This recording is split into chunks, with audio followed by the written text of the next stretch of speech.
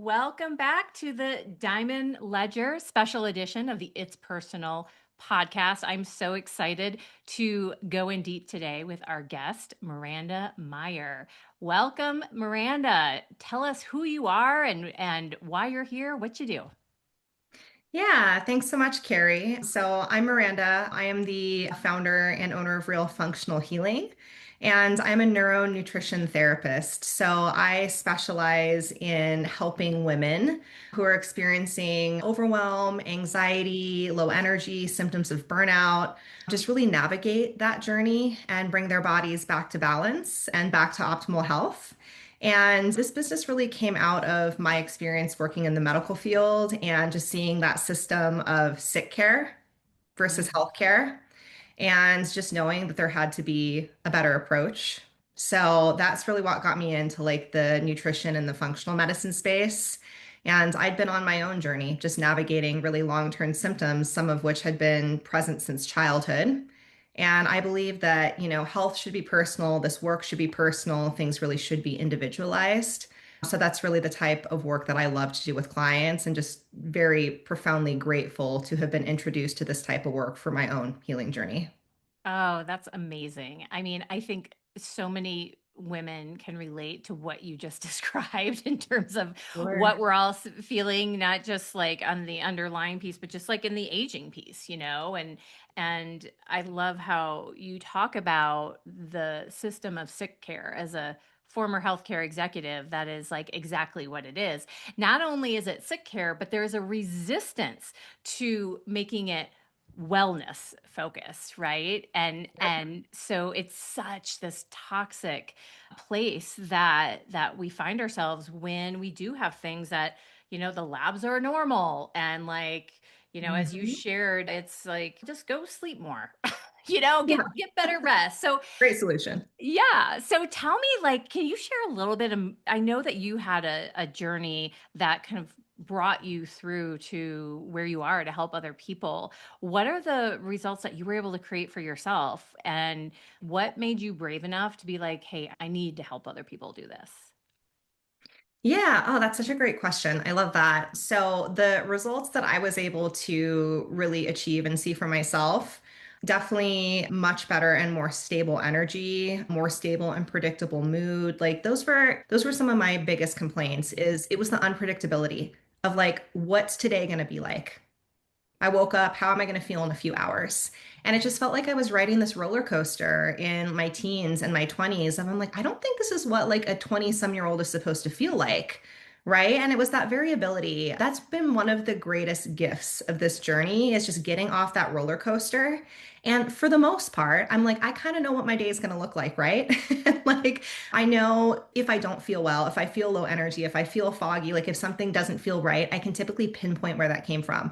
Oh, yeah, that makes sense. I didn't get a lot of sleep last night. Oh, yeah, that makes sense. I had caffeine a little bit late in the day yesterday. That makes sense. I'm about to start my menstrual cycle, right? So like there's more predictability, and I feel much more in the driver's seat. So that's really been the greatest gift, is just like the stability of symptoms for the most Yes. part. Totally. And, I think it's so interesting because I think we often judge our energy levels, Yes. and there's a time to like really explore the underlying cause of those. And then there's a time that sometimes it's our body saying, if you're on a scale of 1 to 10, you're at a 2, can you honor the 2 today? Instead of trying to do the work at a 10. Yeah. And in this entrepreneurial journey, I think it's so important the work you do to stabilize, to really help people understand, is there an underlying cause that we need to pay attention to for this energy fluctuation? And like, what is the human experience of sometimes you do wake up at a 2 and Yep. sometimes you wake up at an 8. And so, how can you adjust your day to, instead of judge these energy levels, really like expand your movement and what you're working towards because of your energy levels? Yeah. Yeah, I don't know your thoughts on that, but it's just an interesting concept because there's so much around energy and like you need to be high energy all the time. I'm like, well, we're women. Like that's not it.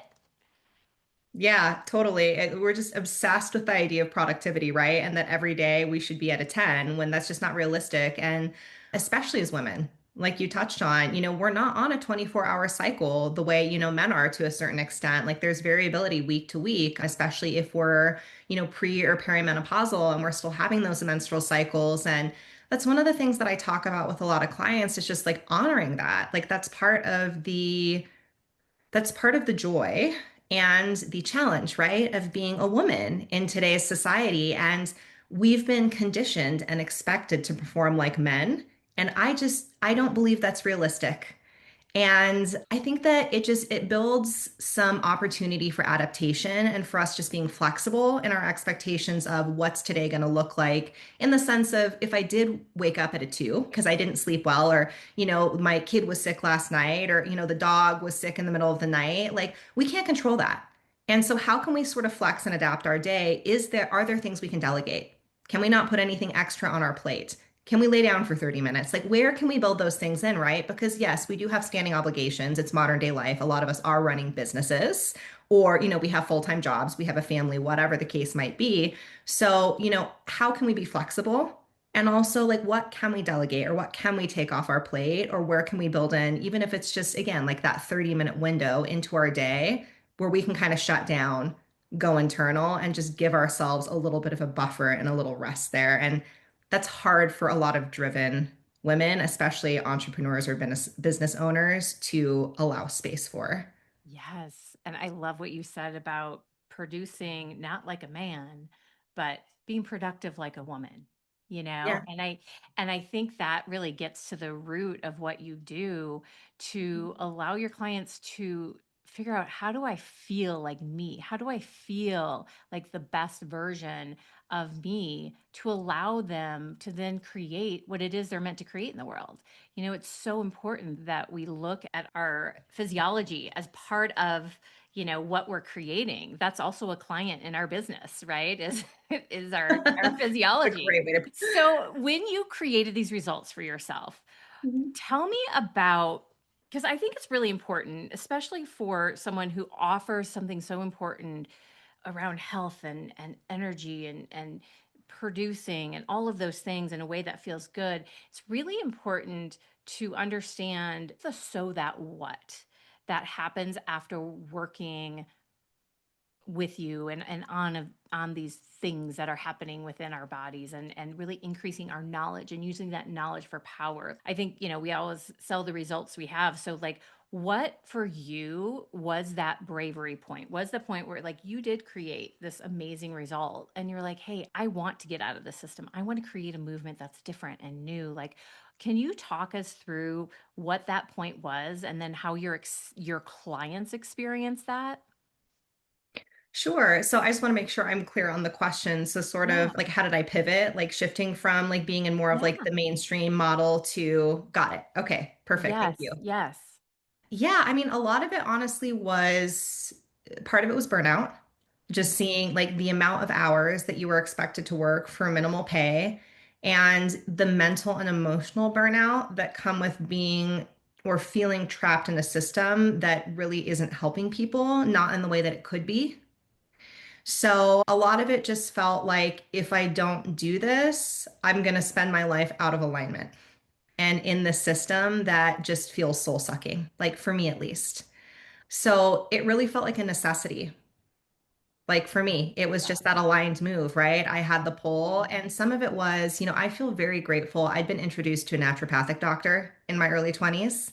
She also practiced nutrition, and I just found I was like, wow, like this feels so aligned. Like I'm so interested in learning about these things. I was really passionate. It really sparked something inside me. And as I started to feel some of those physical shifts and also just feel so much more empowered as I was being educated and like like things were clicking together, right? Everything was firing. And I was like, oh my gosh, like all of these different puzzle pieces are starting to become clear. And like I can see the big picture of why I was feeling the way I was feeling.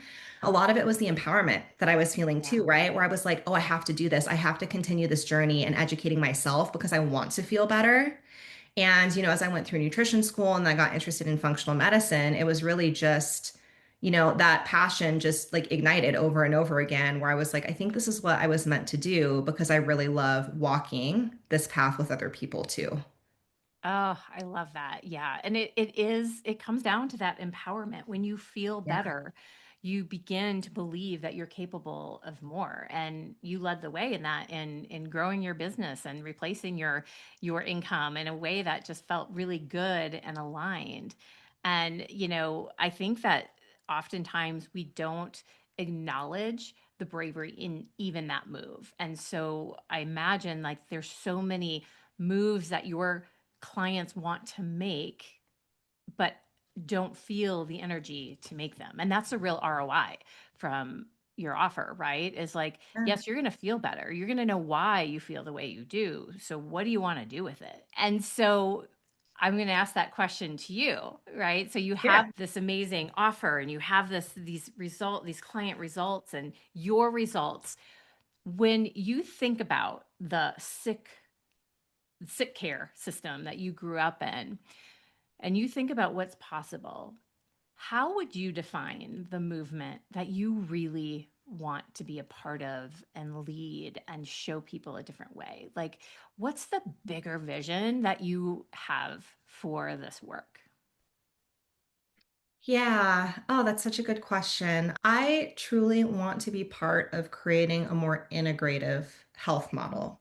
Because look, I'm not anti-mainstream medicine. I'm not anti-medication. I'm not anti-surgery. Like we need these things. They exist for a reason, right? Like if I get a crazy infection and I go septic, I'm not going to my acupuncturist or my nutritionist to be like, "Hey, can I have some herbs for this?" Like no, like I'm Right. going to the urgent care so they can give me the life-saving antibiotics that I need because things have just gotten past the point of preventative, right? Yeah. Yeah. But at the same time, like those things shouldn't be our first step in non-emergency situations. Like if somebody has a digestive issue, like why are we blocking that symptom? Why are we immediately prescribing antibiotics without doing any testing to figure out if it's even a bacterial infection? Why are we recommending surgery for weight loss when we haven't talked to that person or empowered them with the tools, with all of the confusing misinformation about nutrition? Mhm. What could they do to help themselves? And it's just, I think we need to exist in both spaces and these things need to be more cohesive and there need to be more conversations because right now what I'm seeing is a huge divide and a huge fracture between mainstream and more, whether you want to call it functional or holistic. Mhm. Like, I don't like the term alternative healthcare because I'm like, alternative to what? Like, it's all part of the system. But I would love to see these things integrate. Yeah. And we need both. We need to hold space for both. But one is more acute emergency. That's where mainstream medicine thrives. And that's why it exists, in my opinion. And we also need preventative and holistic, looking at the whole person, the whole body, and really taking our time to educate and empower the client. And that's more, the holistic or the functional space in my mind. Yes, and I'm hearing you say it's like this practical integration. Yes. I there is such a divide. It's like all or nothing, right? You either need to believe this or that. And there's so much gray, and the way you describe it just makes so much sense. And when we look at the practicality of this, it's like imagine if you and what you're building had a practical partnership with mainstream physicians where it's like you're just part of the equation. The work you do is part of the equation.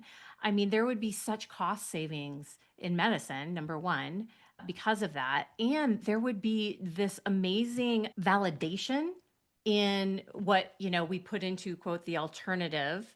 And let's face it, there's people in that bucket that do sell things that that aren't backed in science. So Sure. I love like the space that you're in where you've been in both worlds and you really look at this from a practical standpoint. I think that's super super exciting. Have you ever had those conversations with DOs or MDs and like what has been the reception to that kind of partnership? Yeah, it totally depends. I've had some that are just like amazingly open and also feel very similarly about bridging the gap. And I've had some that are just totally resistant. And look, there's a lot of ego in medicine. And it's not just mainstream medicine. You see a lot of ego in like alternative or holistic or functional healthcare as well, right? And it's not about us as the practitioner, our practice or, our story or our goals with the client or whatever. It's really about the client or the patient. Yeah. And it's about in my opinion, sort of like the greater good. Like, why are we here as practitioners, and what are we trying to achieve on a larger scale versus like individual touch points? And the individual person to person touch points are important, but it's sort of zooming out and looking at the bigger picture. So I've spoken to some that are very receptive. I've attempted some conversations with medical doctors, particularly, that were not even open to having a conversation about a mutual patient or a shared client, which is it's just a challenge that I've had to navigate, right? So I think that we're getting closer, but humans are slow to change and systems are Mhm. slow to change, right? I would just like to see some forward movement and momentum there, even if it's slow, and just to be part of that conversation and that change. Yeah, that I love how you describe that because I think, we put everybody in this category, and as you do in your work, it's like no, everyone is individual, right? And so sometimes when we're looking at these big movements, it's like maybe there's just one person. Maybe there's just one MD. Maybe there's one MD and one DO that are like all about this, right? And I think it's really interesting when we look at changes in our health as well as changes in our movement and our business, we have these big goals and these big visions, and we're like, it's not working. But it's like, but what about one, right? Like, who's the one person today? And I'm curious how you handle that concept with your clients around helping them see what's actually working, like if they're coming to you and they're not feeling great, which is why they're there. And we all have these goals of how we want to feel, but how do you help them like acknowledge those steps along the way? And I think that really gets to what you were saying around the productivity difference of men and women. It's like we got to get this goal, but it's like how do you actually, like, we enjoy the journey in business, how do you really allow that journey to evolve so you see your progress, and in that seeing of the progress you're feeling better with your health? Like, what does that journey feel like and look like for your clients? Yeah, a lot of it, how much time do we spend operating in subconscious versus conscious mode, right? That's a huge part of it. Is the first step toward behavioral change is awareness. So a lot of it is helping the client see how their symptoms are connected, what the root cause of those symptoms might be, the tangible, sustainable daily steps that they can take. And the awareness piece is huge. It's part of the education, right? Is like making them aware of, hey, these things exist, aware of, hey, this might be where these things are coming from, and also connecting the dots of like maybe you don't feel 100% yet, but let's also be realistic. We've been doing this work for 2 or 3 months and you've had these symptoms for 10 years or 20 years, right? So a lot of it is that awareness is also setting expectations with the client and reminding them like, okay, maybe we're not where you want to be yet, but think of everything that's changed. Think of the wins that you have had. Like you just told me that you used to get a headache every single day and you've had one in the past 2 weeks. Like, what a big win that is in a relatively short period of time for a symptom that you were dealing with for the past decade. So people just we're so like everything's so fast moving now, right? And it's so easy to just go into to subconscious mode or unconscious mode, right? And we miss those wins. Like we miss the progress when it feels slow because we all want immediate change. We all want immediate gratification because that's culturally what we're conditioned to expect, right? Take a pill, drink the cup of coffee, like do the thing, feel better, like almost immediately. And that's not how healing works. That's not how symptom resolution works in most cases, right? It's a journey, it's not a destination. And even once you reach symptom resolution, and that happens for a lot of clients, right? You have to maintain. If you go back to doing all the things that you were doing before you started this work or before you started this journey, you better believe you're going to backslide into symptoms, right?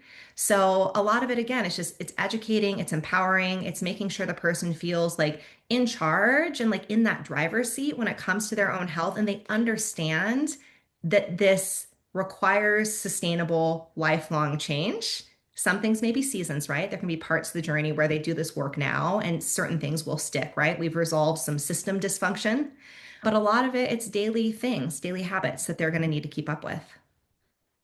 That is, we can look at what you just said in all aspects of life, right? Like we all want to skip We steps. can. We just all want to skip steps and we want to be there, you know? Absolutely. And I look at that from like any growth I've had in my health, wealth, or relationships has always been going back to the foundations and integrating and becoming the person and allowing the journey. And I'm wired to skip steps because I just want to go fast and I'm just going to be up there, right? But it's Same. like, oh, you can get up there and then you're going to slide right back down because you can't hold it. And so I love how you really walk your people through that. Oh, yeah, I haven't had a headache. I used to, it's like we forget so quickly. I used to have a headache literally every day, and I've had one in the last 2 months.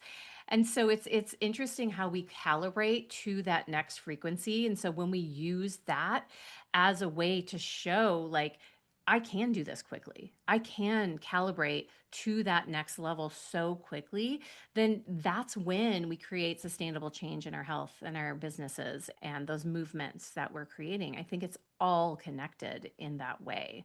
That's really impressive how you help people really focus in and hone in. So when people get results with you, like who is the best, like how do you know you're ready to work with you, to work with Miranda? Like, especially as women, we're conditioned like, I can just figure it out. You know, we're used to buying the things off the internet and we're used to buying the supplement and doing the detox. Like, at what point is it like, you know what? Let's hand this over to the expert. Sure. Does that client journey look like for you? When are they ready for you? Yeah, yeah, that's a great question too. And I think it looks a little bit different for everybody, right? People come to see me at different stages of their journey, but I'm not typically the first step.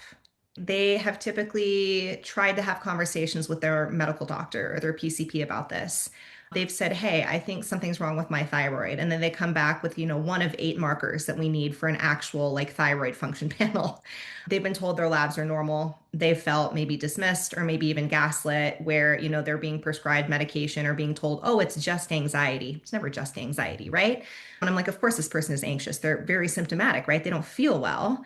A lot of them have tried to navigate some dietary changes on their own. They've maybe done some, elimination diets, things like, autoimmune paleo or Whole 30. Those are just some popular ones, but they didn't know how to maintain after that 30 days or that 2 or 3 month period, or like nobody taught them like how do you reintroduce foods, like how do you make this sustainable, right? Like, do you need to be on this thing forever? Is this lifelong?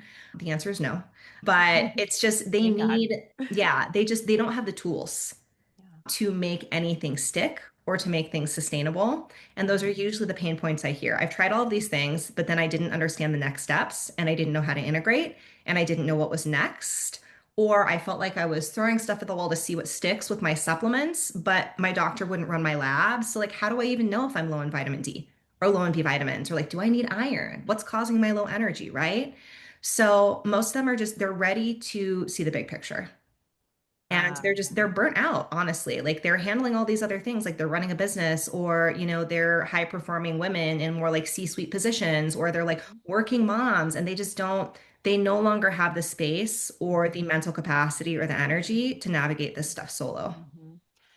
Oh, yeah, that's such a good awareness point, I think. And you do get to a point where I literally have a closet full of crap I've bought from the internet. Like that's like 5, 10 Yep, years old. Like I mean, that was me, I was like been going there. through all of the things and buying, oh, I'm gonna buy that and pro and prebiotic and all of the things. And it's like it's such a waste of money. And I think that's something that's so interesting is like when you sell a really valuable offer at a premium price, it's like it is saving you thousands of dollars that you are just spending on all of these things. And I think it's really important to position that as like, and not to mention it opens up your revenue producing capability if you are, a business owner, or your promotion ability if you're, at a company. There's so much to this piece. So, where can people find you, Miranda, if they're like, okay, I'm ready, I'm done doing this by myself? Where can people find you? Yeah, yeah, they can definitely visit the website, which is realfunctionalhealing.com. And I offer free consult calls. I think it's really important to have a touch point with a client because we're sort of interviewing each other, right? We're vetting each other to make sure this feels like a really good fit. It feels aligned. And people have to be ready, right? So just being really clear about like, hey, yes, this is going to be a financial investment. It's a time investment. Like we have to be ready and willing to make and implement some changes. And yes, absolutely, I will help you along the way, but I can't put the food in your mouth, right? Or I can't like, throw you on the treadmill. It's like leading a horse to water, but they have to choose to drink. Totally. I'm also relatively active on LinkedIn, so they can find me under Miranda Meyer. And those are sort of the best spaces to start a conversation. But yeah, I really just start with offering that complimentary call and a chance for us to get to know each other, to answer some questions, and make sure that this feels like really aligned work. I love that. And we will have all your information in the show notes.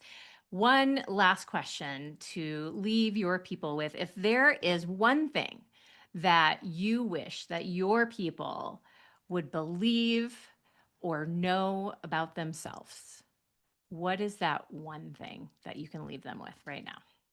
Yeah.